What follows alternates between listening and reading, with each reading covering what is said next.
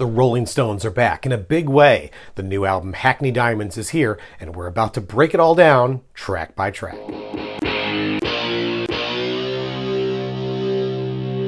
Hey everybody, my name's Kyle, and this is Track by Track, music reviews, news, and commentary. Thanks for tuning in today, and if this is your first time here, please take a moment to hit subscribe so that you won't miss future reviews and more. The best way I can think of to describe Hackney Diamonds is that it's a tribute to the music of the Rolling Stones. I don't want that to come across as negative because that's not at all intended. It's actually a remarkable achievement. What we have here is arguably the world's greatest rock and roll band, fully embracing their 6 decades of music and turning that into a singular era-spanning tour de force of an album.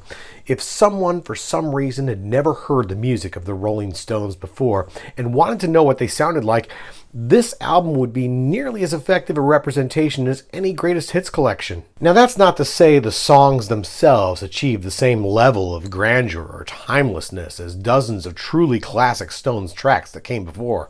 With perhaps one exception, they do not. But what they do accomplish feels both fresh and nostalgic in the best ways you could realistically hope for. And the thing is, after the music the band has sporadically released from the 90s until now, I don't think many people were even hoping for this. We didn't realistically think it would happen. When the Rolling Stones announced their new album, one of the first things I did was go back and listen to the last few releases from the band, albums I've rarely returned to since they were released. My copies of Steel Wheels, Bridges to Babylon, and A Bigger Bang had gathered a little dust, I'll admit, while albums like Exile, Let It Bleed, Beggar's Banquet, and other classics frequently inspired return listens. What I found was that more recent, so to speak, music from the Stones was far from bad. Not that I ever thought it was bad, I just didn't find it all that good. It was fine, and sometimes better than fine. I still feel that way, but with a more positive vibe perhaps, especially for the album A Bigger Bang. The music was better than I remembered. But truth be told, the idea of new Stones music in 2023 sounding like new Stones music from 2005 didn't excite me. Honestly, I don't think it excited anybody. Thankfully, it didn't excite the Stones either, which is made clear with the album's first single and opening track, Angry. I'll admit, this song had a bit of a slow fuse for me. I didn't love it the first time I heard it. I think the production is a little too glossy and modern, the lyrics are a bit sloppy, and the guitar solo feels a little phoned in. But I have to admit, the song grew on me tremendously. It is far from perfect, but it still feels like what I want a Rolling Stones song to feel like, and in a way a Rolling Stones song hasn't felt like in a very long time. I get a similar feeling on track 2, Get Close. This is the Rolling Stones at their most fun. I love the riffs, the driving percussion, the snarl and mixed voice, and then the sax solo that totally seals the deal. It's one of 2 songs with Elton John on piano. Not that it is a flashy performance in any way. He delivers exactly what is needed. Definitely one of my favorite tracks on the album.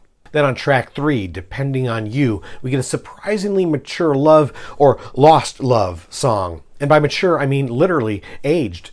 On the chorus, Mick sings, "Now I'm too young for dying, too old to lose," a line he never could have delivered in the Stones' heyday. And yet this song bears the hallmarks of that very era. Another remarkable new song. The incredible momentum of those first 3 tracks slips a bit for me on what is probably the most intense and literally angry song on the album. Unfortunately, Bite My Head Off is also one of the least interesting songs. I suppose Paul McCartney's super distorted bass stands out as a minor highlight, but otherwise the song is merely okay for me. Whole Wide World picks things up again, though, in a big way. I love the phased guitar sound here on the verses and the fantastic guitar solo. And I have to say that for having such a throwback sound, this song feels incredibly fresh. Another great album highlight for me and a shining moment for Keith Richards. Next on Dreamy Skies, we find the Stones comfortably slipping into their classic slinky country mode. The nostalgia of it feels good, but I can't help but feel like the song should be better. The melody never really develops into anything especially interesting or memorable. Yes, we have slide guitars and a harmonica solo to check all the right boxes, but unfortunately, not much more than that. At the halfway point on Hackney Diamonds, we get two of what will certainly be the most historically noteworthy tracks on the album. Mess It Up and Live by the Sword feature the late Charlie Watts' final performances on drums. The first of those two songs easily stands out as the best of the two. Mess It Up continues the Stones' history tour through, yes, their disco era. I really dig the punchy bass line here from original Stones bass player Bill Wyman. If anything, hearing both him and Watts alongside Jagger, Richards, and Wood again is worth the price of admission. Super fun track for sure. And I'm glad it works so well because I feel like Live by the Sword takes a pretty steep dive from that euphoric musical high. The juvenile cause and effect stream of consciousness lyrics here get a bit tedious and are frequently eye-rolling. Even the rocking piano contribution from Elton John, and especially his interplay with Richard's guitar solo, are not enough to salvage this one. For Charlie's sake, I'm sad to say this is the weakest point on the album. Now, to be clear, there's a difference between a weak song and album filler, as evidenced by Driving Me Too Hard. I don't have much to say about this one, positive or negative, because it is literally unremarkable. It is a fine enough song, but little more than that. If you hadn't noticed, though, there's not much else you'd call filler on this album, which is certainly a big improvement over their last few albums. Next, we get Tell Me Straight, the album's prerequisite Keith Richards solo vocal. I have to say, I always dig these, and I dig this one too. It is a little too repetitive lyrically, but there's a longing in the melody that really makes it work. I feel like if this came out as a single in the 80s, it could have been a minor hit, like peaking in the 30s of Casey Kasem's American Top 40. The penultimate track on Hackney Diamonds is, of course, Sweet Sounds of Heaven. I've done a separate review video for just this song before, so I won't go too deep into it here. But I will say that my affection for the song has only grown stronger since first hearing it. I love where it lands in the song cycle, giving the album an appropriately epic climax that calls to mind all-time Stones classics like You Can't Always Get What You Want and Gimme Shelter. Lady Gaga is the perfect, if not obvious, choice to guest on the track, which also features a terrific performance from the legendary Stevie Wonder on piano and keyboards. Definitely the high point on an album already peppered with exciting surprises. I called Sweet Sounds of Heaven the climax, but the final song, sort of an epilogue here, is actually Rolling Stone Blues, a stripped-back cover of the iconic Muddy Waters. I love the nice raw sound here that calls to mind much of the Exile on Main Street songs, not to mention, of course, the Stones' very earliest recordings covering the blues masters.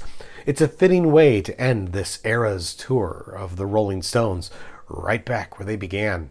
There's going to be a lot that is said about this album, some of it justified and some of it hyperbole. Many will say that it is their best album since at least the 90s, and I'd agree with that.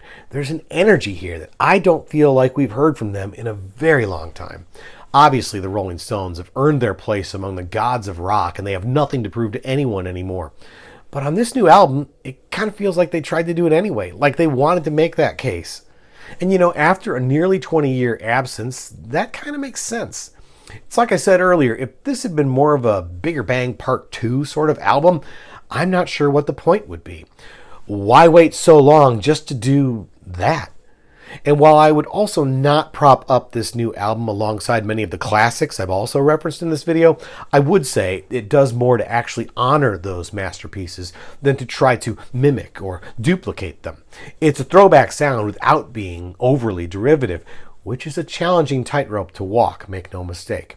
Somehow, against the odds, they pull it off. So I'm giving Hackney Diamonds by the Rolling Stones an X rating of 8 out of 10. It's a thrilling return by true rock legends, and if it ends up being their final chapter, I for one would be left with pure satisfaction. Once again, my name's Kyle, and this has been Track by Track. If you like this video, please be sure to give it a thumbs up, plus be sure to check out some of these other videos below that I think you might also enjoy. And of course, be sure to click subscribe, because true music fans always want new releases the day they come out. Thanks for watching, and I'll see you next time.